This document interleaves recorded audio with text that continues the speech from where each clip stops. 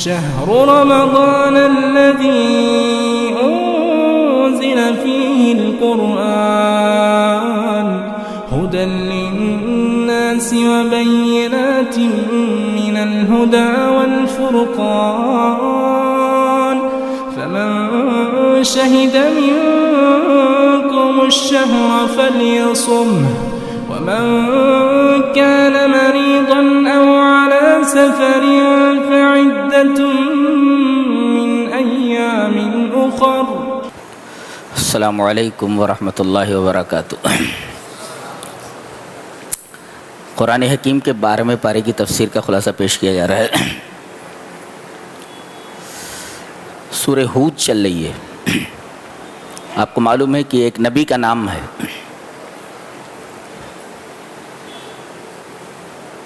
سورہ ہود اس طرح شروع ہوتی ہے الف لام را کتاب احکمت آیاتہ ثم فصلت من لدن حکیم خبیر. یہ جو قرآن ہے وہ کتاب ہے، اس کی آیتوں کو ہم نے محکم بنایا ہے. محکم کا مطلب یہ ہے کہ بہت آسانی سے سمجھ میں آ جائے،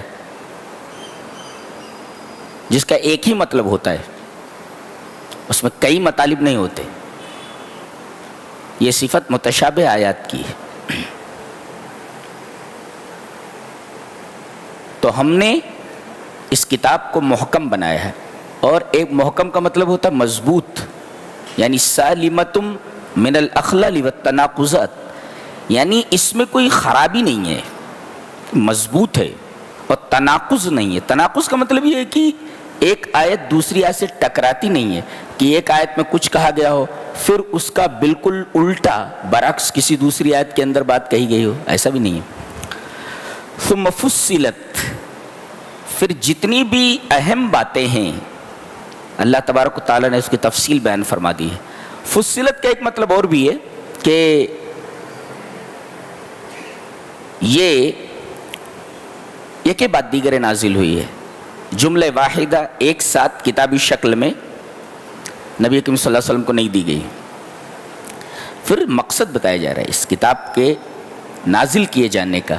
سب سے پہلا اور بنیادی مقصد یہ ہے اللہ تعبدوا الا اللہ، اللہ کے علاوہ کسی کی عبادت نہیں ہونی چاہیے. یہ قرآن حکیم کا ایک بنیادی مقصد ہے، اور اس کے نزول کی ایک بنیادی وجہ ہے. اور دوسری وجہ کیا ہے؟ وَأَنِ اسْتَغْفِرُوا رَبَّكُمْ ثُمَّ تُوبُوا إِلَيْهِ، اپنے رب سے اپنے گناہوں کی معافی چاہو اور اس سے توبہ کرو. کہتے ہیں کہ اگر آدمی اللہ کی عبادت کرے اور استغفار اور توبہ کرے، وَأَنِ اسْتَغْفِرُوا رَبَّكُمْ ثُمَّ تُوبُوا إِلَيْهِ، استغفار کرے اور توبہ کرے. استغفار اور توبہ کا مطلب بتایا جا چکا ہے. تو فائدہ کیا ہے بتایا گیا، یمتعکم متاعا حسنا الی اجل مسمى. الی اجل مسمى کا مطلب ہے موت تک، حتی الموت، موت تک کیا دے گا اللہ؟ متاع حسن دے گا. یہ متاع حسن کیا ہے؟ جو توبہ اور استغفار کے اوپر ملنے والا ہے. کہا گیا کہ موجود کے اوپر قناعت اور مفقود کے اوپر عدم غم. نہیں سمجھے؟ کہ اللہ نے جو چیز میسر کر دیا ہے، جو اس کے پاس ہے، اس پر مطمئن ہو، خوش ہو، اور جو نہیں ملا ہے اس پر غم نہ کرے. تو یہ متاع حسن ہے. اگر یہ دونوں چیزیں کسی کو مل گئیں تو سمجھو اللہ تبارک و تعالیٰ نے اسے متاع حسن دے دیا، کہ جتنا ملا ہے، جو میسر ہے، اس کے اوپر خوش ہو جائے، مطمئن ہو جائے، اور جو نہیں ملا ہے ہوس نہ کرے کہ وہ چیز مل جائے، اس کے غم میں نہ پڑے. یہ ہے متاع حسن، اور یہ بہت بڑی دولت ہے، اللہ جس کو عطا کر دے. اور موت تک یہ متاع حسن اسے عطا کیا جاتا رہے گا. اور ایک فائدہ اور بھی ہے، وَيُؤْتِ كُلَّ ذِي فَضْلٍ فَضْلًا، ہر فضل والے کو اللہ اپنا فضل دے گا. یہاں اس ٹکڑے کا مطلب سمجھ لیتے ہیں. سعید ابن جبیر ہیں، وہ اس کی تفسیر کرتے ہیں. قال سعید ابن جبیر فی قولہ تعالی وَيُؤْتِ كُلَّ ذِي فَضْلٍ فَضْلًا من عمل हसनतन कुतिबत लहु अश्रु हसनातिन वमन अमिल सय्यतन कुतिबत अलैहि सय्यतुन वाहिदतुन फइल्लम युआक़ब बिहा फिद दुनिया उखिज़ मिनल अशरति वाहिदतुन व बक़ियत लहू तिस्उ हसनातिन। ये तफसीर है इस टुकड़े के ऊपर सईद इब्न जुबैर का, कि जिस आदमी ने एक नेकी की तो अल्लाह 10 नेकियां उसके नामे आमाल में लिखवा देगा। एक फायदा ये, एक नेकी का बदला 10 नेकियां। एक नमाज आपने पढ़ी, 10 नमाजों का सवाब लिख दिया गया। एक नेकी का सवाब 10 नेकियां। और जिस आदमी ने एक बुराई की तो 10 बुराइयां नहीं लिखी जाती, बल्कि वही एक बुराई लिख दी जाती है। अब अगर दुनिया में अल्लाह ने उसको सजा नहीं दी उस बुराई के ऊपर, तो एक बुराई तो लिखी हुई है, तो आखिरत में उसकी 10 नेकियों में से एक नेकी निकाल ली जाएगी, बाकी रहेंगी 9 नेकियां। तो यह है वयूति कुल्लज़ी फज़लिन फज़ला की तफसीर जो सईद इब्न जुबैर ने की। उसके बाद फरमाया जा रहा है वमा मिन दाब्बतिन फिल अर्दि इल्ला अलल्लाहि रिज़्क़ुहा व यअलमु मुस्तक़र्रहा व मुस्तौदाहा कुल्लुन फी किताबिम मुबीन। अजीब व गरीब आयत है। जितनी भी चीजें जमीन के ऊपर चल रही हैं, एक मामूली सी कीड़े से लेकर इंसान तक जितनी भी चीजें जमीन के ऊपर चल रही हैं, अल्लाह फरमा रहा है इन सब की रोजी मेरे जिम्मे है। कितनी बड़ी बात है। इस आयत करीमा से मालूम हुआ कि अल्लाह का इल्म कामिल है और अल्लाह की कुदरत भी कामिला है। इल्म भी कामिल और कुदरत भी कामिल। देखो,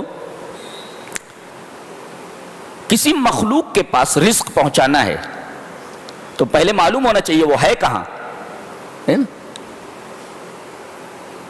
और मालूम होने के बाद वहां तक रिस्क को पहुंचा सके, इसका मतलब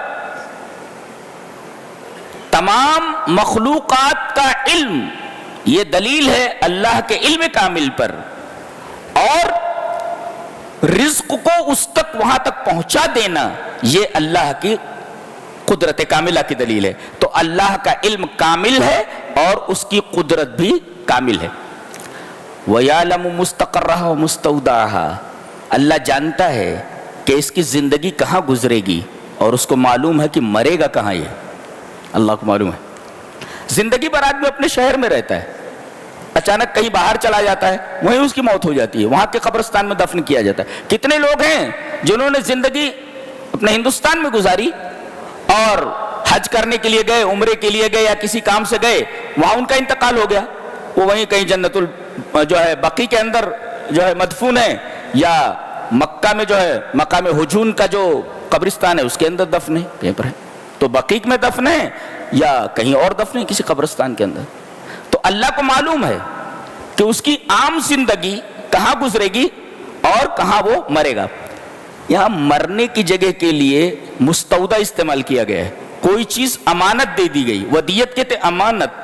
तो अल्लाह को मालूम है ये कहां दफन किया जाएगा, और दफन के लिए क्या इस्तेमाल किया गया, वदियत। इसका मतलब ये आदमी वदियत कर दिया गया उस जमीन के, और अमानत तो वापस करनी होती है। अब जाहिर है कि जमीन को अमानत दे दी गई, तो एक दिन अल्लाह तबारक व तआला जब सूर फूंका जाएगा, जलजला आएगा, तो इस जमीन को वो अमानत जो इंसान की शक्ल में मौत के वक्त सौंपी गई थी, इसको हुक्म होगा कि ये अमानत वापस लौटा दे। लिहाजा आदमी को जिंदा करके जमीन पर खड़ा कर दिया जाएगा। तो अल्लाह को मालूम है कि वो उसका मुस्तकर कहाँ है, ठहरा कहाँ है और कहाँ दफन है, ये भी अल्लाह तबारक तआला को मालूम है। फिर एक बात बताई जा रही है कि अल्लाह ने आसमान और जमीनों को पैदा किया 6 दिनों में। अल्लाह ने इंसान को 3 चीजों का हुक्म दिया है कि ये 3 चीजें पेश नजर रखो, कामयाब हो जाओगे। क्या? पहली चीज है तदर्रुज फिल उमूर, यानी कोई काम स्टेप बाय स्टेप करना, जल्दी से कोई काम नहीं करना। तदर्रुज फिल उमूर। अल्लाह चाहता तो जमीनों और आसमानों को 6 दिन में नहीं, एक ही लम्हे में बना सकता था, लेकिन उसने 6 दिनों में इसको बनाया है।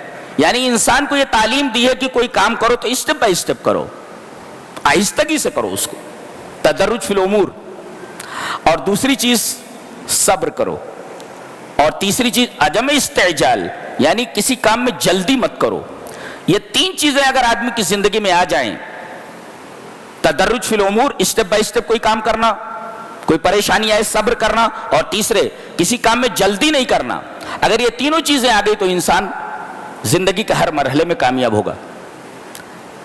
بتایا جا رہا ہے کہ جب اللہ زمینوں اور آسمانوں کو بنا رہا تھا، یہ زمین اور آسمان نہیں بنے تھے، تو اس کا عرش کہاں تھا؟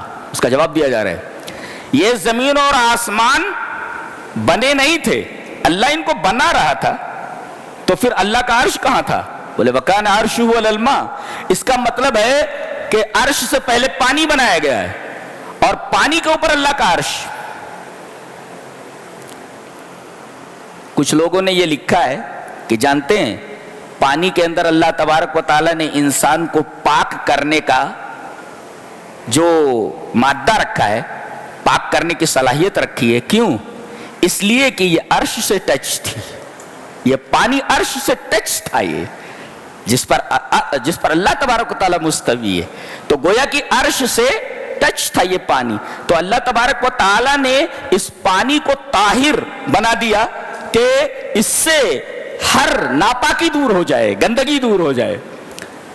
تو جب اللہ زمینوں اور آسمانوں کو بنا رہا تھا، سوال پیدا ہوا تھا کہ عرش کہاں تھا؟ وَكَانَ عَرْشُهُ عَلَى الْمَاءِ، یہ پانی کے اوپر تھا، اور جب اللہ نے زمین اور آسمانوں کو بنا لیا تو پھر عرش پر مستوی ہوا ہو۔ وَكَانَ عَرْشُهُ عَلَى الْمَاءِ، پھر زمین اور آسمان جب بن گئے، بناتے وقت اس کا عرش پانی کے اوپر تھا، جب آسمان و زمین بن گئے تو وہ عرش پر مستوی ہوا، اور وہ مستوی کیسے ہے اس کی کیفیت مجہول ہے، معلوم نہیں۔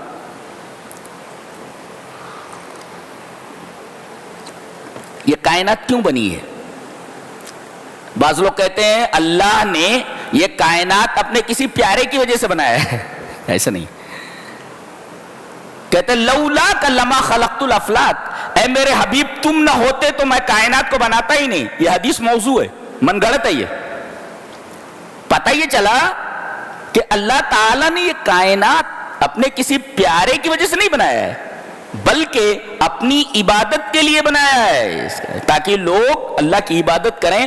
تو مقصد تخلیق انسانی یہ اللہ کی عبادت ہے، اور کائنات کو پیدا کر دینے کا مقصد کیا ہے؟ بتایا گیا لِيَبْلُوَكُمْ أَيُّكُمْ أَحْسَنُ عَمَلًا، لی تاکہ، وجہ لام تعلیل، وجہ تاکہ وہ آزمائے کہ تم میں کون سب سے بہترین عمل کرنے والا ہے۔ ایک مفسر لکھتا ہے کہ لم یقل بالاکثر،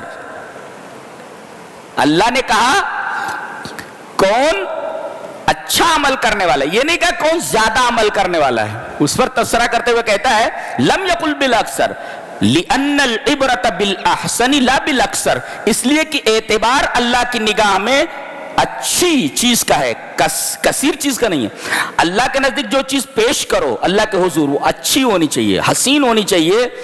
اللہ تبارک و تعالیٰ نے اس لیے کائنات کو بنایا ہے تاکہ تم اچھا عمل کرو، یہ نہیں کہا کہ تم بہت زیادہ عمل کرو، عمل اچھا ہونا چاہیے، کثرت کا اعتبار نہیں ہے، اچھے ہونے کا اعتبار ہے۔ اس کے بعد انسان کی دو فطری قباحتوں اور خرابیوں کا ذکر کیا گیا ہے کہ اللہ تعالی جب کسی انسان کو نعمت دیتا ہے، اور دینے کا لفظ نہیں ہے یہاں، چکھاتے ہیں، اس کا مطلب یہ ہوا کہ دنیا میں جو کچھ نعمتیں دی جا رہی ہیں آدمی خالی چکھ رہا ہے، اصل کھینچ کہاں ہے؟ جنت میں، یہاں تو خالی چکھ رہا ہے۔ اللہ فرما رہا ہے جتنی نعمتیں دی جا رہی ہیں وہ چکھنے کے درجے میں ہیں، گویا یہ دنیا آخرت کا شو روم ہے، خالی اصل نعمتیں وہاں پر ہیں، وہ خالی شو روم ہے، بس دیکھ لو آپ، اصل نعمتیں جنت کے اندر ہیں۔ تو چکھنا وَلَئِنْ أَذَقْنَاهُ، ذوق مانے چکھنا، ہم چکھا دے رہے، جتنی بھی نعمت آپ کو دنیا میں مل جائے وہ چکھنے کے درجے میں ہے، اصل کھینچ کہاں ہے؟ کھانا کہاں ہے دبا کر کے؟ جنت کے اندر ہے، یہاں آپ چکھ رہے ہیں۔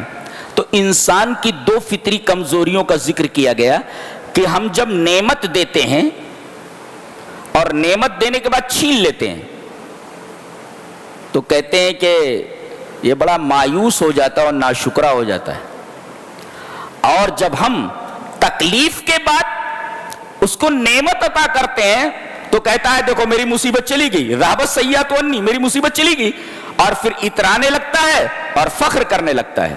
ابھی دیکھو دو خرابیاں ذکر کی گئی۔ آدمی کو سوچنا چاہیے کہ جس نے نعمت دے کر کے چھینا ہے وہ دوبارہ بھی دے سکتا ہے۔ بھئی دیا تھا نا، تو دے کر کے اگر چھین لیا تو دوبارہ دے سکتا ہے، اور اگر دیا ہے تم کو تو دوبارہ چھین بھی سکتا ہے، دیا ہے تو چھین بھی سکتا ہے، اور چھیننے کے بعد دوبارہ دے سکتا ہے۔ تو آدمی کی نعمت جب چھن جائے تو صبر کرے اور مل جائے تو شکر کرے۔ گویا مومن کے لیے دونوں حالتوں میں فائدہ ہے، اگر پریشانی آتی ہے تو صبر کرے، اور اگر آسانی آتی ہے تو شکر کرے۔ تو مومن انہی دو حالتوں کے درمیان رہتا ہے، صبر و شکر کے درمیان۔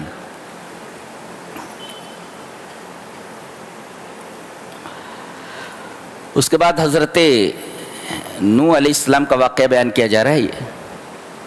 یہ پہلا رسول ہے، آدم کے بعد یہ جو ہے پہلے رسول ہے۔ آدم نبی ہیں، یہ رسول ہے۔ انہوں نے اپنی قوم کو 950 سال اللہ کی طرف بلایا۔ اللہ فرما رہا وما آمن معہ الا قلیل، 950 سال میں مفسرین نے لکھا ہے کہ کچھ یہی 80 آدمی ایمان لائے تھے۔ آج کتنی پیڑھیاں گزر جائیں، 18 پیڑھیاں گزر جائیں گی اور چند لوگ ایمان لائے۔ وما آمن معہ الا قلیل، تھوڑے لوگ ایمان لائے۔ جب ان کو ان کی قوم کی طرف بھیجا گیا تو قوم جو ہے بہت ہی بحث کرنے والی قوم تھی، تبھی تو کہا گیا فَأَكْثَرْتَ جِدَالَنَا، بہت زیادہ بحث کرنے والی، کثرت سے بحث کرنے والی قوم تھی۔ یہ کون؟ حضرت نوح کی۔ سب سے پہلے انہوں نے یہ کہا کہ تم تو انسان ہو ہماری طرح، مَا نَرَاكَ إِلَّا بَشَرًا مِثْلَنَا، تم ہماری طرح ایک انسان ہو، اور بشر انسان یہ نبی کیسے ہو سکتا ہے، رسول کیسے ہو سکتا ہے؟ یہ کنفیوژن ہمیشہ ٹیڑھے ذہن والوں کو برابر ہوتا رہا ہے۔ پہلے یہ تھا کہ بشر رسول کیسے ہو سکتا ہے، اور آج کہتے ہیں کہ رسول بشر کیسے ہو سکتا ہے۔ یہ تو کہتے ہیں نا، پہلے یہ تھا کہ بشر رسول کیسے ہو سکتا ہے، اور آج کیا کہتے ہیں، رسول بشر کیسے ہو سکتا ہے۔ اللہ، دونوں عقیدے مساوی ہیں، ایک جیسے۔ تو انہوں نے کہا کہ آپ ہم جیسے رسول ہیں، آپ ہم جیسے انسان ہیں، ٹھیک ہے۔ یہاں ساؤتھ میں ایک شاعر گزرا ہے، وے منا، بہت بڑا شاعر گزرا ہے۔ اس کی شاعری سے جو ہے توحید ٹپکتی ہے۔ اس کا مجسمہ میں نے پللہ مری میں دیکھا ہے، وہاں محبوب نگر میں اس کا مجسمہ ہے وہاں پہ۔ پللہ مری، پیر لا مری یعنی پیر کا باغ، مری مینس باغ، اور لا مانے کا۔ تو وہ جو پیر کا باغ یا اسی طرح بچوں کا باغ، اس میں اس کا مجسمہ ہے۔ وہ لکھتا ہے اپنے ایک شعر میں کہ نمک اور کافور دونوں دیکھنے میں ایک جیسے ہیں، نمک اور کافور دونوں ایک جیسے ہیں، مگر جب ان کو چکھو تو دونوں کا ذائقہ الگ الگ ہے۔ ایسے ہی انسان، عام انسان انسان ہے، اور نبی بھی انسان ہے۔ دکھنے میں دونوں ایک جیسے ہیں نبی، لیکن دونوں میں فرق یہ ہے کہ ایک کے اوپر وہی اترتی ہے، ایک کے اوپر وہی نہیں اترتی۔ بشریت میں دونوں برابر ہیں، مگر صفت میں دونوں الگ الگ ہیں۔ جیسے نمک اور کافور دکھنے میں ایک جیسے ہیں، مگر دونوں کے ذائقے الگ الگ ہیں، ایسے ہی بشریت میں ایک عام آدمی اور نبی دونوں شریک ہیں، مگر دونوں کے اندر فرق یہ ہے کہ ایک کے اوپر وہی اترتی ہے اور ایک کے اوپر وہی نہیں اترتی۔ ایک میں نے مثال کہیں پڑھی تھی کہ ایک جنگل میں ایک آدمی راستہ بھٹک گیا ہے، ادھر جا رہا ہے تو نکلنے کا راستہ نہیں مل رہا ہے، ادھر جا رہا ہے راستہ نہیں مل رہا ہے، ادھر جا رہا ہے راستہ نکلنے کا نہیں مل رہا ہے، ادھر جا، کسی طرف سے بھی وہ جنگل سے نکل نہیں پا رہا ہے، مایوس ہو کر کے ایک درخت کے نیچے بیٹھ جاتا ہے اور اسے یہ یقین ہو جاتا ہے کہ اب میں بھوکا پیاسا یہیں مر جاؤں گا، جنگل سے نہیں نکل پاؤں گا۔ اتنے میں ایک آدمی آتا ہے، ارے hi dude what are you doing here? کیا کر رہے؟ ارے بولے میں یہاں جنگل میں پھنسا ہوا ہوں بھائی، میں جنگل سے نکل نہیں پا رہا ہوں۔ کہا کہ آؤ میں تمہیں جنگل سے نکلنے کا راستہ بتا رہا ہوں۔ اب یہ ضد کرنے لگے، ارے تو میری طرح ایک انسان ہے، تو مجھے کیا راستہ بتائے گا؟ ارے بے وقوف، وہ تیری طرح انسان ہے مگر وہ راستے سے باخبر ہے، تو راستے سے بے خبر ہے، دونوں میں فرق ہے۔ رسول جو ہوتا ہے وہ راستے سے باخبر ہوتا ہے، تو راستے سے بے خبر ہے۔ بشریت میں دونوں برابر ہیں مگر ایک بے خبر ہے اور ایک باخبر ہے۔ لہذا یہ اعتراض کہ بشر رسول کیسے ہو سکتا ہے، ایک ذہنی اپج تھی ان کی، اور وہ بھی خراب ذہن کی ایک اپج۔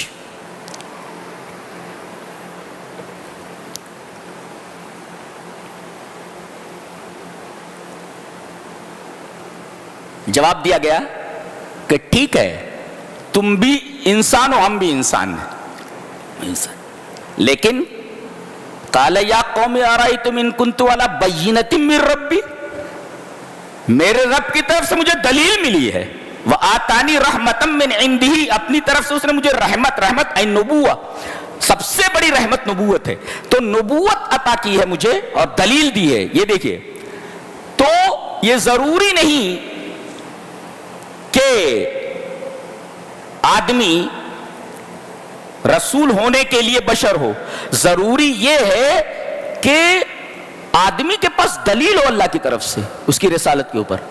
تو حضرت نوح علیہ السلام نے یہی کہا کہ تم بھی بشر ہو، میں بھی بشر ہوں، لیکن فرق یہ ہے کہ میرے رب کی طرف سے مجھے دلیل دی گئی ہے، بینہ ہے میرے پاس، اور دوسرے وآتانی رحمۃ من عنده، اس نے مجھے نبوت دی ہے۔ یہ فرق ہے مجھ میں اور تجھ میں۔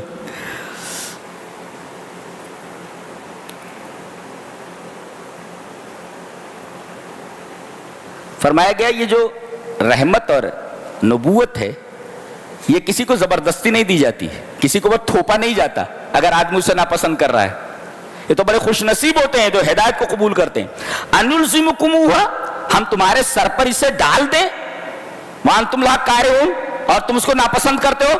تو یہ رحمت، یہ نبوت، یہ ایسی چیز نہیں ہے کہ زبردستی تمہارے سر پر رکھ دی جائے، قبول کرنا ہو تو قبول کرو، منہ جاؤ۔ یہ ہے انلزمکم وانتم لا کارہون، ہم لازم کر دیں، تمہارے سر پر ڈال دیں، اس کو تھوپ دیں تمہارے اوپر۔ یہ تھوپنے والی چیز نہیں ہے، قبول کرنا ہو تو کرو۔ اور دوسری چیز یہ کہہ رہے ہیں، دوسرا اعتراض کہ تم پر ایمان لانے والے چھوٹے لوگ ہیں، ارزل کی جمع ارازل، یہ معاشرے کے، سوسائٹی کے گئے گزرے لوگ ہیں، ارازل ہیں، غریب لوگ ہیں، لاچار اور مجبور لوگ ہیں۔ یہ دلیل ہے اس بات کی کہ اگر تمہاری یہ دعوت سچی ہوتی تو بڑے لوگ اور شرفاء اس کو قبول کرتے۔ یہ چھوٹے لوگوں کا تمہاری دعوت قبول کرنا اس بات کی دلیل ہے کہ تمہاری دعوت ٹھیک نہیں ہے، صحیح نہیں ہے، تمہاری دعوت میں کوئی دم نہیں ہے۔ یہ دوسرا اعتراض ہے ان کا، اس کا جواب دیا جا رہا ہے، اور کیا فطری جواب ہے۔ وَيَا قَوْمِ لَا أَسْأَلُكُمْ عَلَيْهِ أَجْرًا، اللہ اکبر۔ حضرت نوح نے کہا کہ میں جو یہ دعوت پیش کر رہا ہوں اس پر اجر نہیں مانگ رہا ہوں، اب اجر نہیں مانگ رہا ہوں تو مجھے ان سے کچھ لینا دینا نہیں ہے، اور نہ ان سے آپ لوگوں سے کچھ لینا دینا ہے۔ اگر مقصود اجر ہوتا، پیسہ ہوتا، تب یہ اعتراض بجا تھا۔ اب جب میں اجر لے ہی نہیں رہا تو میری نگاہوں میں امیر اور غریب دونوں برابر ہیں، لہذا یہ اعتراض تمہارا ایک سطحی اعتراض ہے جس کے بیک میں کوئی مضبوط دلیل موجود نہیں ہے۔ ارے بھائی جب مجھے پیسے ہی نہیں چاہیے، اجر ہی نہیں چاہیے، تو میری نگاہوں میں امیر اور غریب دونوں برابر ہیں، تو یہ کہنا کہ امیروں نے اس کو قبول نہیں کیا، اس بات کے اندر کوئی دم نہیں ہے۔ لیکن قوم نہیں مانی، دعا کرے، دعا کیے انہوں نے، اے اللہ کافر کا ایک گھر بھی نہ چھوڑ۔ اللہ نے کہا کہ یہ جو تمہارے اوپر ایمان لائے ہیں ان کو بچانے کے لیے، اور کچھ جانور ہیں ان کو بچانے کے لیے کشتی بنا لو، سب سے پہلی کشتی دنیا میں حضرت نوح علیہ السلام نے بنائی اور اللہ تبارک و تعالیٰ کی نگرانی میں بنائی جی. اور جب یہ کشتی بنا رہے ہوتے تو قوم آتی اور مذاق کرتی. مذاق کا طریقہ کیا تھا؟ ارے ابھی یہ کہہ رہا تھا نبی ہے، اب یہ بڑا ہی بن گیا بولے تو، کارپینٹر بن گیا بولے تو، ایسا بولتے تھے. کیا بولتے تھے؟ سخروا منہ. حضرت نوح علیہ السلام سے مذاق کرتے، ارے یہ ابھی کہہ رہا تھا کہ نبی ہے، اب یہ دیکھو کارپینٹر بن گیا ہے. یہ ایسا مذاق اڑاتے. عذاب آیا. عذاب کی ابتدا کہاں سے ہوئی؟ تنور سے، جہاں سے روٹی پکتی ہے. اللہ اکبر. اس میں نکتہ یہ ہے کہ اگر آدمی اللہ کی نافرمانی کرتا ہے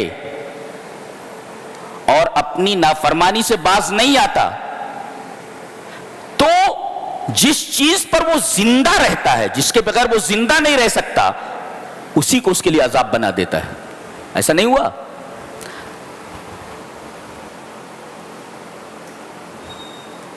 وَأَمَّا عَادٌ فَأُهْلِكُوا بِرِيحٍ صَرْصَرٍ عَاتِيَةٍ. یہ حضرت ہود علیہ السلام کی قوم ہے جن کا بیان آگے ہے. جب ہود کی قوم نے نبی کی دعوت پر لبیک نہیں کہا، جب عذاب آیا تو جانتے ہیں کس چیز کو عذاب بنا دیا گیا؟ ہوا کو. دیکھیے ہوا کے اوپر مدار حیات ہے. اگر ہوا نہ ملے تو آدمی زندہ نہیں رہ سکتا. ہوا کے بغیر، کھانے کے بغیر تو 2-4 روز زندہ رہ سکتا ہے، لیکن ہوا کے بغیر آدمی زندہ نہیں رہ سکتا. اس پر مدار حیات ہے. اللہ تعالیٰ نے اسی اہم چیز کو، انسان کی بنیادی ضرورت کو نافرمانی کرنے پر عذاب بنا دیا. صرف اتنا کہا کہ اپنی اسپیڈ بڑھا دے. اسپیڈ بڑھ گئی، پوری کی پوری قوم تباہ و برباد کر دی گئی اسی ہوا کی وجہ سے جی. تو یہ عذاب تنور سے آیا جس سے آدمی روٹیاں کھاتا ہے، جس سے غذا حاصل ہوتی ہے. اللہ تبارک و تعالیٰ نے تنور کو عذاب بنا دیا. وہیں سے عذاب کی شروعات ہوئی اور پانی بڑھتا گیا. کشتی میں سارے لوگ بیٹھ گئے جتنے بھی ایمان لائے تھے، اور وہ جانور جو پانی میں زندہ نہیں رہ سکتے، یہ سوچو، جو جانور پانی میں زندہ نہیں رہ سکتے تھے ان کو ان کے جوڑے جوڑے نر اور مادہ کشتی میں سوار کر لیے گئے اور کشتی چل رہی ہے. موجیں کیسی ہیں؟ وَهِيَ تَجْرِي بِهِمْ فِي مَوْجٍ كَالْجِبَالِ. پہاڑ کی طرح موجیں ہیں. موجیں ہیں جیسے پہاڑ. اتنا بڑا طوفان آیا تھا. کشتی جا رہی ہے. اس میں ایک نکتہ بڑا اچھا بیان کیا ایک مفسر نے کہ جب کشتی تیار ہو گئی اور تنور ابل پڑا، عذاب کی شروعات ہو گئی، تو آپ نے کہا جلدی جلدی آ جاؤ.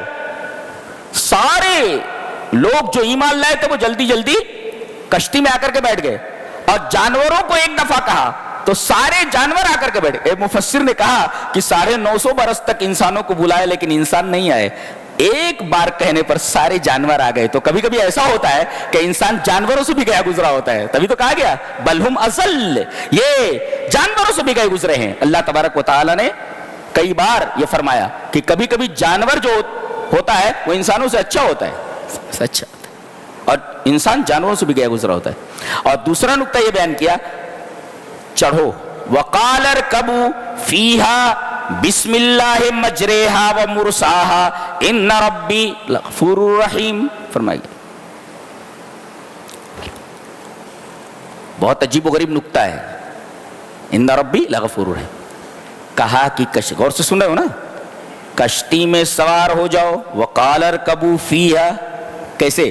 بسم اللہ مجریہا، یہ اللہ کے رحم سے، اللہ کے نام سے چلتی ہے. وہ مرساہا، اللہ کے نام سے ٹھہرتی ہے. یہ جب بھی آپ موٹر سائیکل اسٹارٹ کریں، یہ آیت کریمہ آپ کے ذہن میں ہونی چاہیے. کار اسٹارٹ کریں تو آپ کے ذہن میں آیت کریمہ ہونی چاہیے کہ ہر سواری اللہ کے حکم سے چلتی ہے اور اللہ کے حکم سے رکتی ہے. اگر آپ جا رہے ہیں کار میں، بریک فیل کر دے اللہ تبارک تعالیٰ تو گاڑی بھی گئی، آپ بھی گئے. گویا ہمیشہ آپ اللہ کی نگاہ میں ہیں. جو بھی گاڑی، جو بھی سواری چلتی ہے وہ اللہ کے نام سے چلتی ہے اور اللہ کے نام سے رکتی ہے. لہذا یہ آیت کریمہ جب بھی آپ کسی سواری پر سوار ہوں برابر نگاہ میں رہنی چاہیے کہ کبھی بھی کچھ بھی ہو سکتا ہے. وقال اركبوا فيها بسم الله مجريها ومرساها ان ربي لغفور رحيم. ان ربی لغفور رحیم جو کہا گیا کہ اس میں سوار ہو جاؤ، بدبخت لوگوں کے اوپر تو آج رحم نہیں ہوگا. تم لوگ کشتی میں آ گئے ہو اس لیے کہ اللہ غفور رحیم ہے، تمہیں ایمان کی دولت دی ہے. سامنے بیٹا ڈوبتا نظر آیا، کافرین ڈوب رہے ہیں، سامنے بیٹا ڈوبتا نظر آیا، کبھی نیچے جا رہا ہے کبھی اوپر آ رہا ہے. حضرت نوح علیہ السلام نے دیکھا اس کو، گھبرا گئے. بیٹا کتنا بھی نافرمان ہو، باپ کا دل اسے تکلیف میں دیکھ کر مطمئن نہیں رہ سکتا، اس کا دل تڑپ اٹھتا ہے. باپ کا دل باپ کا دل ہوتا ہے، ماں کا دل ماں کا دل ہوتا ہے. جی فرمایا یا بنی ارکب معنا، میرے بچے ہمارے ساتھ سوار ہو جا. ولا تکن مع الکافرین، اور کافروں کے ساتھ مت رہ. یہ نہیں کہا کہ غرق ہونے والوں کے ساتھ مت رہ، اس لیے کہ سب غرق ہی ہونے والے ہیں. ایک مفسر نے تفسیرہ کیا ہے لِأَنَّ مَعْصِيَةَ الدِّينِ أَعْظَمُ الْمَصَائِبِ، دین کی مصیبت سب سے بڑی مصیبت ہے، لہذا کفر یہ بہت بڑی مصیبت ہے، غرق سے زیادہ، غرق سے بڑی مصیبت کفر ہے. اسی وجہ سے غارقین نہیں کہا گیا، کافرین کہا گیا. کہا کہ میرے بچے کشتی میں آ جا. اس نے کہا نہیں، قَالَ اسْآوِي إِلَىٰ جَبَلٍ يَعْصِمُنِي مِنَ الْمَاءِ، یہ جو پہاڑ دکھ رہا ہے یا کسی پہاڑ پر میں چڑھ جاؤں گا، میں پناہ لے لوں گا اور یہ پہاڑ مجھے بچا لے گا. پہاڑ اسے بچا نہیں سکا. ایک مفسر لکھتا ہے کہ جب اللہ کا عذاب آ جائے تو اللہ کے علاوہ کوئی منجا نہیں ہے، نجات کی جگہ نہیں ہے. چاہے وہ پہاڑ ہو وہ بھی نہیں بچا سکتا، اور چاہے خیر البشر ہو، انسانوں میں سب سے بہتر کون ہوتا ہے؟ نبی ہوتا ہے. تو نبی بھی نہیں بچا سکتا اور پہاڑ بھی نہیں بچا سکتا. اللہ کا عذاب آ جائے تو نہ پہاڑ بچا سکتا ہے نہ خیر البشر، نبی بھی نہیں بچا سکتا اس کو. اب دیکھا کہ بچہ مان نہیں رہا ہے، بات ہو رہی ہے، ایک موج آئی اور ڈوب گیا، پھر ابھرا نہیں، وہ گھبرا گئے کہ بیٹا گیا. وَنَادَى نُوحٌ رَبَّهُ فَقَالَ رَبِّ إِنَّ ابْنِي مِنْ أَهْلِي. نوح نے اپنے رب کو پکارا، یا ربی اے ہے. قال وَنَادَى نُوحٌ رَبَّهُ فَقَالَ رَبِّ إِنَّ ابْنِي مِنْ أَهْلِي. نوح نے اپنے رب کو پکارا. مصیبت میں ہو تو آدمی ربوبیت کا حوالہ دے، میرے رب اے ہے.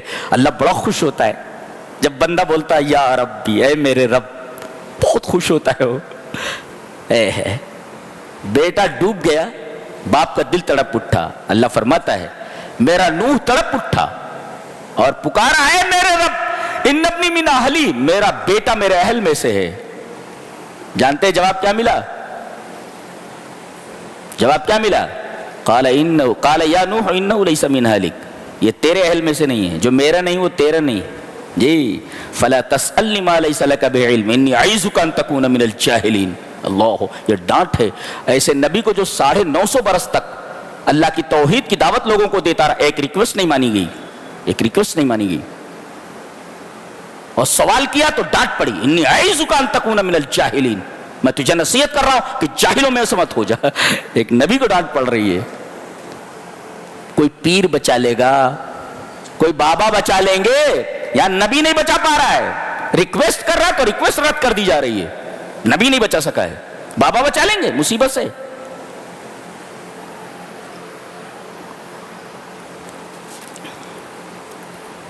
اللہ، فیصلہ آ جائے تو پھر اللہ کے عذاب سے کوئی نہیں بچا سکتا. پھر حضرت ہود علیہ السلام کا واقعہ ہے. قوم نہیں مانی، ہوا کا عذاب آیا، تباہ و برباد کر دیے گئے. پھر حضرت صالح علیہ السلام کی قوم کا تذکرہ ہے. انہوں نے ایک معجزے کا مطالبہ کیا تھا کہ پتھر سے اونٹنی نکال دو. معجزہ ظاہر ہوا، پہاڑ سے اونٹنی نکل آئی، اور وہ بھی گابھن 10 ماہ کی، اور اس نے نکلتے ہی بچہ جنا. اور کہا گیا اس اونٹنی کو کوئی ہاتھ نہیں لگائے گا. نافرمانوں نے اس اونٹنی کو ذبح کر دیا، اور بچہ نکل کر کے پہاڑ کی چوٹی پر گیا، وہاں سے چلا رہا ہے. حضرت صالح نے کہا ارے اونٹنی کو ذبح کر دیے ہو، کم سے کم بچے کو تو پکڑ لو، شاید اللہ تمہارے اوپر رحم کر لے. انہوں نے بچے کو بہت تلاش کیا, بچہ ملا نہیں, بچہ ملا نہیں. اللہ کا عذاب آ گیا, کوئی ایک بھی زندہ نہیں بچا, ایک بھی زندہ نہیں بچا. کہا لعنت کی گئی ان کے اوپر, اللہ کی رحمت سے دور ہو گئے.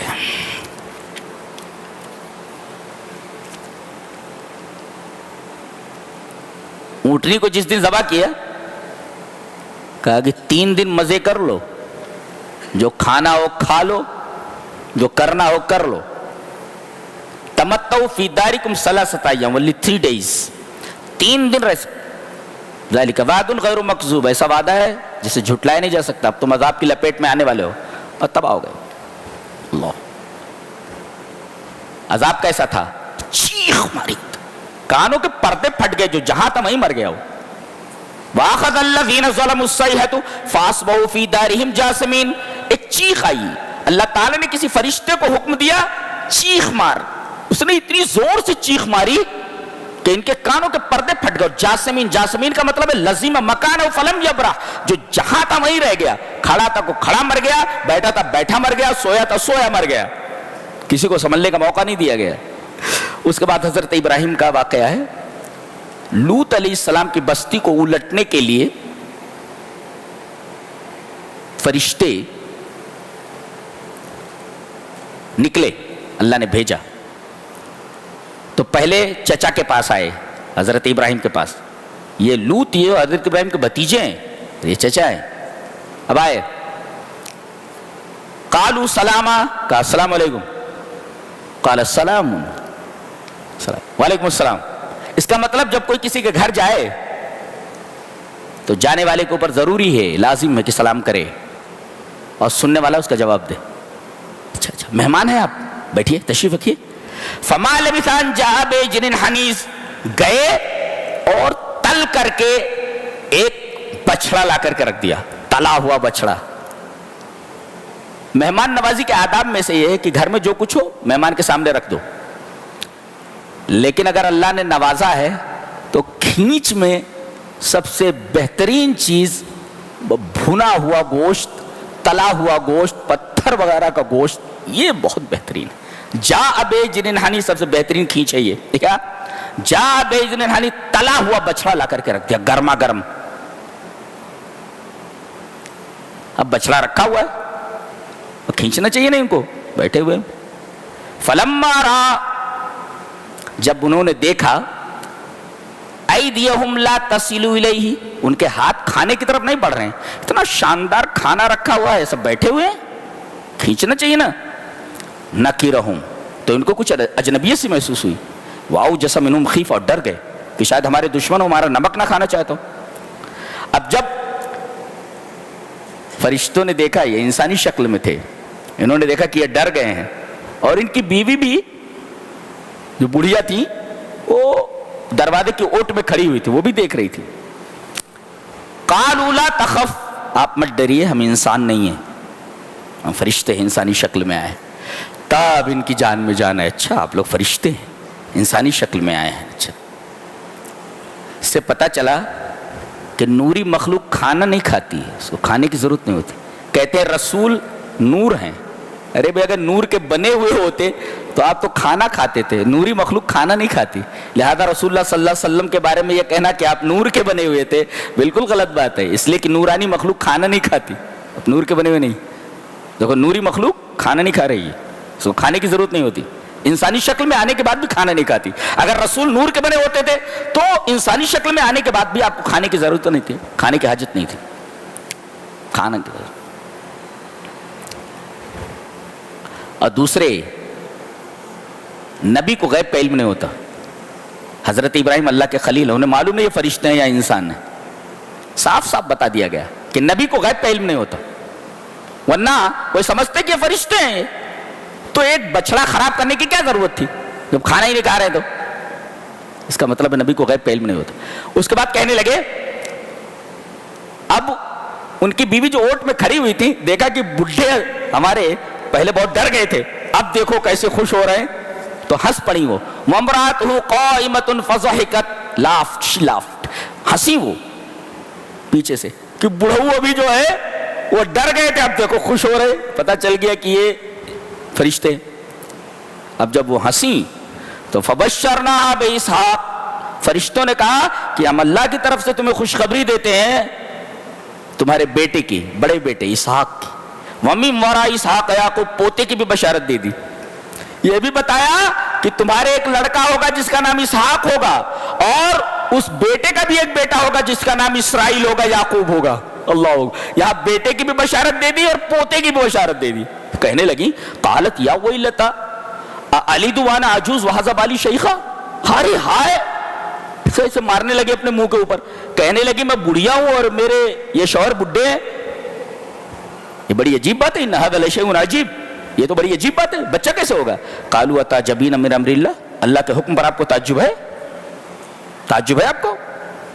یعنی اللہ دینا چاہے تو کسی بھی عمر میں بچہ دے سکتا ہے، وہ دے دیا، جی دے دیا۔ تو یہ حضرت ابراہیم علیہ السلام کا واقعہ تھا۔ پھر وہ گئے وہاں سے، حضرت ابراہیم علیہ السلام تو لڑنے جھگڑنے لگے، ارے کیوں جو ہے لوط کی بستی کو الٹیں گے آپ لوگ، اس میں کچھ نیک لوگ بھی ہوں گے۔ کہا کہ نیک لوگوں کو بچا لیا جائے گا نا، جتنے بدماش لوگ ہیں انہی کو اوپر عذاب آئے گا۔ اور پھر عذاب آیا، بستی کو اٹھا لیا گیا اور سب تل پٹ کر دیا گیا، کوئی زندہ نہیں بچا، الٹا کر دیا، الٹا کام کرتے تھے، بستی کو الٹ دیا گیا۔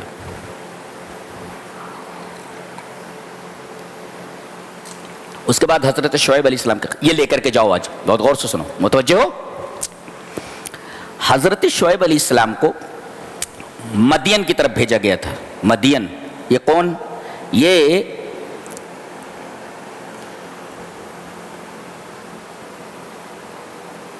ایک شخص تھے، غالباً یہ حضرت آدم کے ایک بیٹے ہیں، مدین، انہی کے نام پر یہ شہر بسایا گیا تھا، مدین۔ اسی شہر کی طرف حضرت شعیب کو بھیجا گیا۔ یہ قوم کافر تو تھی، ایک خرابی اور تھی، یہ پیسہ پورا لیتے تھے، تول کم دیتے تھے۔ یہ پورا دیکھ لیتے ہیں کہ اللہ تبارک و تعالی نے ان کے بارے میں کیا بات کہی۔ کہا کہ تول کو کم مت کرو۔ ان کی یہ جو حالت یہاں بیان کی گئی ہے، یہاں سے لے کر پوری آیات کے اندر ایک مفسر نے اتنا شاندار نقطہ بیان کیا ہے کہ ایک آئیڈیل دائی جو ہوتا ہے، ایک آئیڈیل عالم کون ہوتا ہے؟ جس کے اندر 5 صفتیں ہوں، بالکل آئیڈیل ہوتا ہے وہ۔ کیا کیا چیزیں ہونا بتایا گیا؟ ان کنت علی بینۃ من ربی، آئیڈیل دائی کون؟ آئیڈیل عالم کون؟ جو دلیل سے بات کرے، علی بینۃ من ربی، دلیل سے بات کرے۔ ایک، ورزقنی منہ رزقا حسنا، اور مالی اعتبار سے فائنینشلی مضبوط ہو۔ غریب مولوی کی بات کوئی نہیں سنتا، جی جی، تو فائنینشلی مضبوط ہونا چاہیے۔ ورزقنی منہ رزقا حسنا، تو آئیڈیل دائی کے اندر 5 صفات ہونی چاہیے۔ پہلی، بات کرے تو دلیل کے ساتھ۔ دوسرے، ورزقنی منہ رزقا حسنا، فائنینشلی مضبوط ہو۔ اور تیسرے، وما اريد ان اخالفكم الى ما انهاكم عنه، اس کی گفتار اور اس کا کردار دونوں ایک جیسا ہو۔ وہ کہہ رہے ہیں کہ بھائی میں منع کرتا ہوں کہ بھائی ڈنڈی مت مارو، میں تو نہیں مار رہا نا، میں ڈنڈی نہیں مار رہا، لیکن میرے پاس بھی پیسہ ہے، تم حرام سے کما رہے ہو، میں حلال سے کما رہا ہوں، تم سے کم پیسہ میرے پاس تھوڑی ہے، ایسا بول رہے ہو، تم سے کم پیسہ میرے پاس تھوڑی ہے، لیکن میں جس چیز سے منع کر رہا ہوں اس چیز کو میں کر نہیں رہا ہوں۔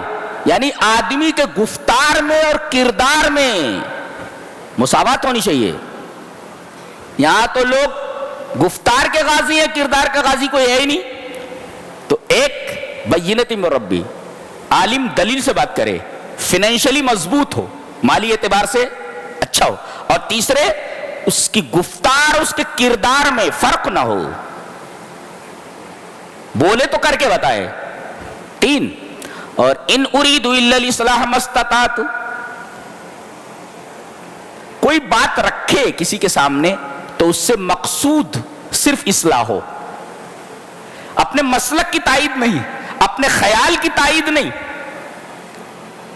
کسی مسلک کی تائید نہیں، بلکہ مقصود اصلاح ہو. ان اريد الا الاصلاح. کتنی چیزیں ہو گئی؟ دلیل سے بات کرے، فائنینشلی مضبوط ہو، اور تیسرے کردار اور گفتار میں مماثلت ہو، اور چوتھے اصلاح کی بات کرے، مقصود اصلاح ہو، اپنا کوئی مقصد نہ ہو. اور 5ویں چیز وما توفیقی الا باللہ. یہ سب سے بڑی چیز ہے کہ محنت کرے، دعوت پیش کر دے، نتیجہ اللہ پر چھوڑ دے. کوئی سنے یا نہ سنے، کوئی مانے یا نہ مانے. وما توفیقی الا باللہ علیہ توکلت و الیہ انیب. یہ 5 صفتیں جس دائی کے اندر ہوں، جس عالم کے اندر ہوں، وہ آئیڈیل دائی ہے اور وہ آئیڈیل عالم ہے.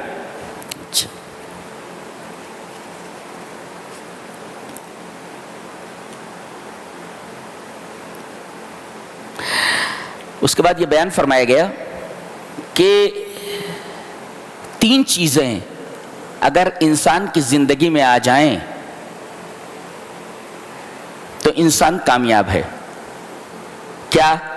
ایک تو استقامت. استقامت یعنی کام کو مستقل کرتا رہے، استمرار. کوئی مانے یا نہ مانے. نوح علیہ السلام کی مثال سامنے ہے، استمرار 950 سال تک بلاتے رہے. استقامت اس کو کہتے ہیں، جمع رہے اس کے اوپر. وَلَا تَطْغَوْا. اور جذبات میں نہ آئے.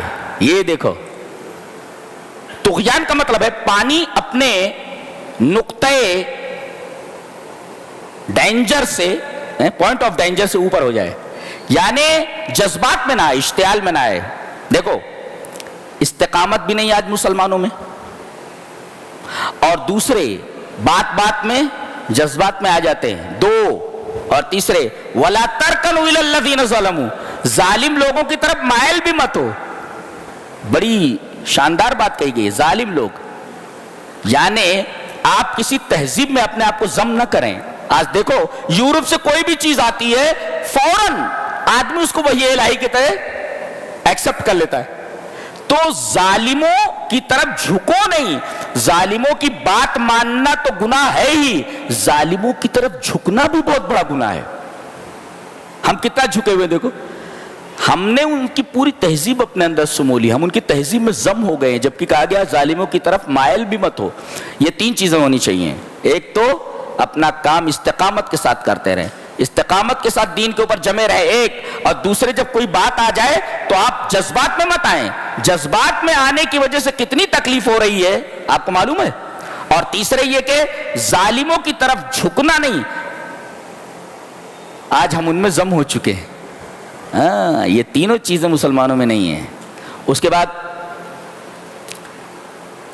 ان نبیوں کے واقعات بیان کرنے کے بعد ایک بڑی پیاری بات کہی گئی، بہت غور سے سنو. کہا گیا کہ یہ جو ہم واقعات بیان کر رہے ہیں وَكُلًّا نَقُصُّ عَلَيْكَ مِنْ أَنْبَاءِ الرُّسُلِ، یہ جو رسولوں کے واقعات ہم بیان کر رہے ہیں، جانتے ہیں ان کا مقصد کیا ہے؟ مَا نُثَبِّتُ بِفُؤَادِكَ، تاکہ تمہارا دل مضبوط ہو. اس سے ایک مفسر نے کہا ہے جب حالات بہت خراب ہو جائیں اور ایسا لگے کہ مسلمانوں کے اوپر ظلم و ستم کے پہاڑ توڑے جا رہے ہیں اور بہت پریشان ہو رہے ہیں، حالات بہت خراب ہو گئے ہیں، تو پھر دل مضبوط کرنے کے لیے انبیاء کے واقعات پڑھے جانے چاہیے تاکہ دل مضبوط ہو. اس لیے کہ اللہ فرما رہا ہے ہم جو انبیاء کے واقعات بیان کر رہے ہیں اس کا مقصد ہے کہ آدمی کا دل مضبوط ہو. پھر حضرت یوسف علیہ السلام کا واقعہ ہے، سورہ یوسف.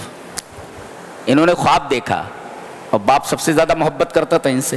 حضرت یعقوب سب سے زیادہ محبت کرتے تھے حضرت یوسف سے. انہوں نے خواب بیان کیا، اپنا خواب دیکھا کہ یا ابتی، میرے ابا، میں نے 11 ستاروں کو اور چاند اور سورج کو سجدہ کرتے ہوئے دیکھا ہے. قال یا بنی لا تقصص رؤیاک علی اخوتک، اپنے بھائیوں کو یہ خواب بیان مت کرنا. فیکیدوا لک کیدا، یہ تیرے خلاف سازشیں کرنے لگیں گے. اس سے ایک مفسر نے بڑا اچھا نقطہ بیان کیا کہ بعض حاسد ایسے ہوتے ہیں کہ آپ کی نعمتوں کے اوپر تو حسد ہوتا ہی ہے، آپ کے اچھے خواب پر بھی انہیں انتہائی جلن ہوتی ہے کہ اچھا خواب کیوں اس نے دیکھا۔ بعض حاسد ایسے بھی ہوتے ہیں، نعمت جو آپ کے پاس ہے اس سے تو حسد کرتے ہی ہیں، آپ کے اچھے خوابوں کے اوپر بھی حسد اور جلن رکھتے ہیں۔ یہ حسد کی انتہا ہے۔ یہ بھائی ایسے ہی تھے، اللہ اکبر۔ اور ایک نقطہ اور بیان کیا گیا ہے کہ بڑے جب چھوٹوں کو کسی بات سے روکیں تو رک جانا چاہیے۔ باپ نے کہا لا تقصص، اس خواب کو بیان مت کرنا میرے بچے، تو بڑا چھوٹے سے بول رہا ہے۔ اور بڑوں کو یہ حکم دیا گیا کہ چھوٹوں کو اگر کسی بات سے منع کر رہے ہو تو منع کی دلیل بھی دے دو تاکہ اس کا دل مطمئن ہو جائے۔ تو کہا گیا فَيَكِيدُ لَكَ كَيْدًا، ہو سکتا ہے تیرے بھائی تیرے خلاف مکر نہ کرنے لگے، چال نہ چلنے لگے۔ تو دیکھو چھوٹوں کو اگر بڑے نصیحت کریں تو بڑوں کی نصیحت کو مان لینا چاہیے چھوٹوں کو، اور بڑوں کو چاہیے کہ اس کی دلیل دے دیں تاکہ چھوٹا مطمئن ہو جائے کہ کیوں منع کیا جا رہا ہے۔ ایسا وہ باپ کی چاہت تھی بہت زیادہ، کہا کہ ابا ہماری طرف زیادہ توجہ نہیں دیتے ہیں، کیا کیا جائے، اس بانسی کو ہٹا دیا جائے، ختم کر دیا جائے۔ میٹنگ بیٹھی ان لوگوں کی، کہا کہ اقتلوا یوسف او اطرحوه ارضا یخل لکم وجہ ابی۔ اس میں ایک بڑا پیارا نقطہ ہے کہ انہوں نے کہا کہ یوسف کو قتل کر دو یا انہیں کہیں لے جا کر کے پھینک دو۔ مقصد کیا تھا کہ باپ کی محبت انہیں حاصل ہو جائے۔ یخلو لکم وجہ ابیکم، تمہارے باپ کی توجہ تمہارے لیے مخصوص ہو جائے گی۔ اب اس کو بہت زیادہ چاہ رہے نا، یہ جب ہٹ جائے گا تو باپ کی پوری محبت تمہیں مل جائے گی۔ مفسر بہت اچھا لکھتا ہے کہ برادران یوسف اگرچہ اچھے بھائی نہیں تھے، اس لیے کہ یوسف کو لے جا کر کے پھینک دیا، لیکن اچھے بیٹے ضرور تھے جی۔ ان کا مقصد یہ تھا کہ باپ کی محبت کی نظریں ہماری طرف خاص ہو جائیں، ہمارے لیے خاص ہو جائیں۔ آج دیکھو کتنے نمازی ہیں، کتنے روزہ دار ہیں، لیکن باپ سے بات کرنا پسند نہیں کرتے، تو تم تو برادران یوسف سے بھی گئے گزرے ہو۔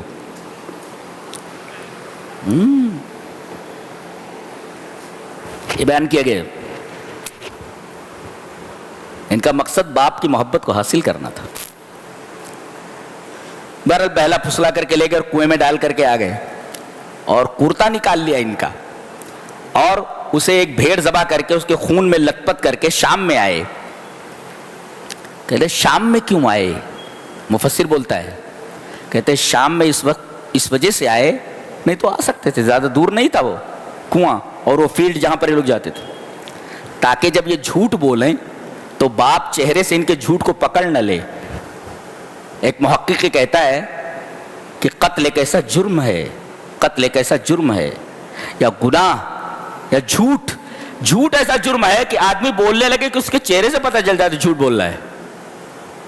اور دوسرے قتل اتنا خطرناک جرم ہے کہ قاتل کتنا بھی احتیاط برتے، کتنا بھی کیئرفل ہے، کوئی نہ کوئی کلو ضرور جو ہے چھوڑ جائے گا، اور تفتیش کرنے والے اس کلو کو سامنے رکھ کر قاتل تک پہنچ جائیں گے۔ دیکھیے یہ لوگ قمیص لائے، خون میں ڈبو کر لائے، مگر پھاڑا نہیں تھا انہوں نے کہا کہ یہ رہا اس کا کرتا بھیڑیا کھا گیا۔ فوراً حضرت یعقوب تاڑ گئے کہ غلط ہے، اس لیے کہ اگر بھیڑیا کھائے ہوتا تو کرتا پھٹا ہوا ہوتا، اس کا مطلب کلو چھوڑ گئے۔ یہ قاتل کہیں نہ کہیں غلطی ضرور کرتا ہے جس کی وجہ سے اسے پکڑ لیا جاتا ہے۔ یہ قتل اتنا بڑا جرم ہے کہ کتنا بھی کوئی احتیاط برتے ضرور پکڑ لیا جاتا ہے۔ شام میں کیوں آئے؟ اس لیے کہ جب باپ سے جھوٹ بولنے لگے، اور وہ بھی نبی سے جھوٹ بول رہے ہیں، تاکہ اندھیرے میں باپ ان کے چہروں سے ان کا جھوٹ نہ پڑ سکے۔ اس لیے کہ the face is index of mind، اس لیے کہ چہرہ جو ہوتا ہے وہ اندروں کا آئینہ دار ہوتا ہے۔ آپ جو بول رہے ہیں نا آپ کے چہرے سے جھلکتا ہے۔ آپ گاڑی میں بیٹھے رہے نا، آپ کے پاس ٹکٹ نہیں ہے، ڈائریکٹ ٹی سی آپ کے پاس آتا ہے، پلیز ٹکٹ بولتے ہو، اس لیے کہ آپ کے اعضا بولتے ہیں۔ ٹی سی آیا تو سے دیکھنے لگتے، ٹی سی فوراً سمجھ جاتا ہے اس کے بعد ٹکٹ نہیں، پکڑ لیتا ہے۔ گویا کہ اعضا بولتے ہیں، قیامت کے دن بولیں گے، کیا تعجب ہے، بولتے۔ اس وجہ سے وہ شام میں آئے، تاکہ ان کا جھوٹ نہ پکڑا جا سکے. جھوٹ پکڑا گیا. وجاؤ علی قمیصی بدم کذب, جھوٹے خون کے ساتھ قمیص لے کر کے آئے. قال بل سولت لکم انفسکم امرا, فوراً انہوں نے کہہ دیا حضرت یعقوب نے, تمہارے دل نے یہ باتیں گڑھ لی ہیں. کیوں؟ اس لیے کہ بچے نے خواب کیا بیان کیا تھا کہ 11 ستارے, چاند اور سورج سجدہ کر رہے ہیں, تو مر کیسے جائے گا یہ؟ ولما تسجد بہل کواکب, ابھی تک تو چاند اور سورج نے اور ستاروں نے اس کو سجدہ ہی نہیں کیا ہے, یہ مر کیسے جائے گا؟ ابھی خواب بیان کے تعبیر کہاں گئی؟ تعبیر سے پہلے مرے گا کیسے یہ, جبکہ خواب سچا ہے؟ اس وجہ سے انہیں یقین نہیں آیا. سمجھے؟ جی جی جی جی. ایک بات لے کر کے جاؤ, کبھی کبھی کوئی چیز جس کو ہم بری سمجھتے ہیں, شر, اس کے اندر خیر ہوتا ہے. باپ کی محبت اچھی چیز تھی, لیکن اس اچھی چیز نے حضرت یوسف علیہ السلام کو کہاں پہنچا دیا؟ کنویں میں. دیکھو, اچھی چیز سے خراب چیز کا نتیجہ نکلا. نتیجہ کیا نکلا؟ خراب. اور کنویں میں ڈالنا جانا ایک خراب چیز ہے. نتیجہ کیا نکلا؟ عزیز مصر کیا پہنچ گئے؟ اکریمی مسوا, وہاں ان کی عزت ہونے لگی. دیکھو, نیچے ڈال دیا گیا تھا, اوپر پہنچ گئے, عزت ہونے لگی. اور ان کے گھر میں عزت ایک اچھی چیز تھی, مگر وہاں سے جیل پہنچ گئے, یہ بری چیز تھی. اچھی چیز سے نتیجہ برا نکلا. اور جیل میں پہنچ گئے, جیل بری چیز ہے, وہاں سے عزیز مصر بن گئے. دیکھو, جیل سے ڈائریکٹ عزیز مصر, ڈائریکٹ وہاں کا بادشاہ. دیکھ رہے ہیں آپ؟ اور اللہ تبارک و تعالیٰ نے اپنی ایک صفت ذکر فرمائی ہے, لطیف. لطیف کا مطلب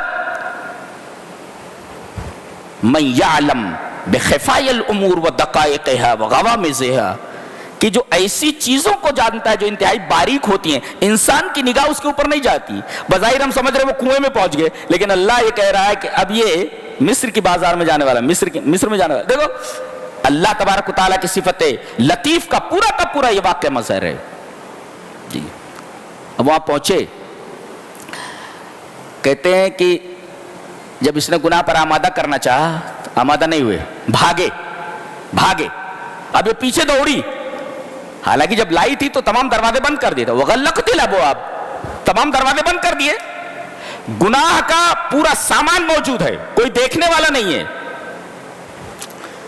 ایسے میں یہ نوجوان جس کی ابھی شادی نہیں ہوئی ہے, اللہ سے ڈر کر کے دروازے کی طرف بھاگ نکلا. آج لوگ یہ کہتے ہیں نا, ارے آوے کہاوا بگڑا ہوا ہے, میں اکیلا کیسے نیک بن سکتا ہوں؟ تمام لوگ حرام کھا رہے ہیں تو میں ہی حلال کیسے کھا سکتا ہوں؟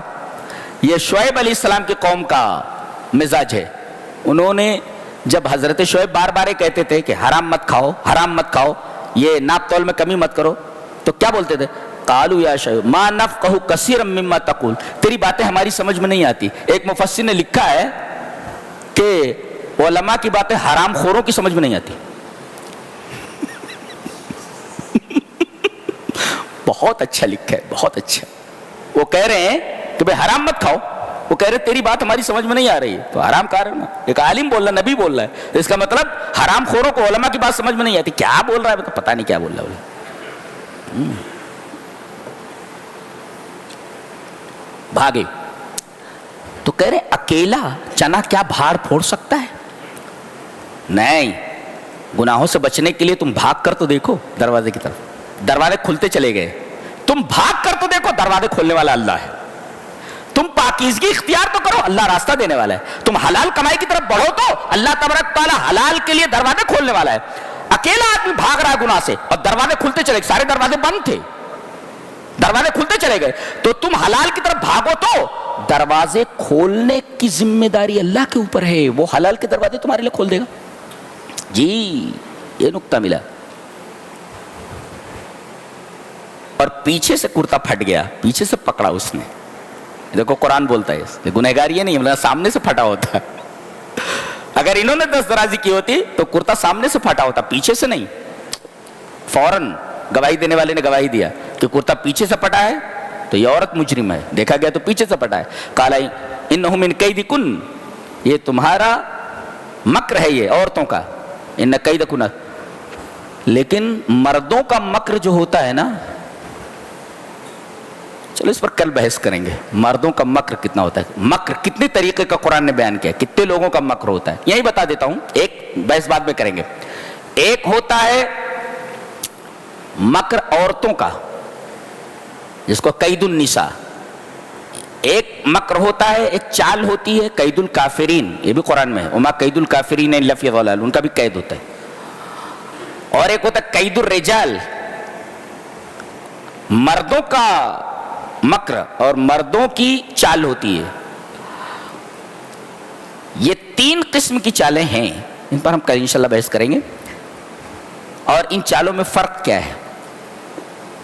اس کے بعد یہ جیل میں جب چلے گئے اور انہوں نے تمنا کی کہ مجھے جیل بھیج دیا جائے, قال رب السجن احب الی مما يدعوننی الیہ, یہ عورتیں بھی شامل ہو گئی ہیں مجھے گناہ میں مبتلا کرنے کے لیے, تو اے میرے رب مجھے جیل پسند ہے مگر یہ گناہ پسند نہیں ہے. اللہ کہا کہ اگر تو مجھ سے ان کے مکر کو نہیں پھیرے گا, وَإِلَّا تَصْرِفْ عَنِّي كَيْدَهُنَّ, یہ جو چال چل رہی ہیں تو اصبو الیہن, میں ان کی طرف مائل ہو جاؤں گا, واکم من الجاہلین, اور میں جاہل ہو جاؤں گا. جاہلوں میں دیکھو اس میں بتایا گیا کسی کے پاس اگر حقیقی علم ہوتا ہے تو گناہ سے بچ جاتا ہے. اس لیے انہوں نے کہا گناہ میں مبتلا میں جو ہوں گا وہ جہالت کی وجہ سے ہوں گا, میں جاہل ہو جاؤں گا. اس کا مطلب حقیقی علم آدمی کو زنا میں اور گناہوں میں مبتلا ہونے سے روکتا ہے, جس کے پاس حقیقی علم ہو. یہ رہی کچھ باتیں, انشاءاللہ کل تفصیل سے بحث کریں گے انشاءاللہ. وآخر دعوانا الحمدللہ رب العالمین.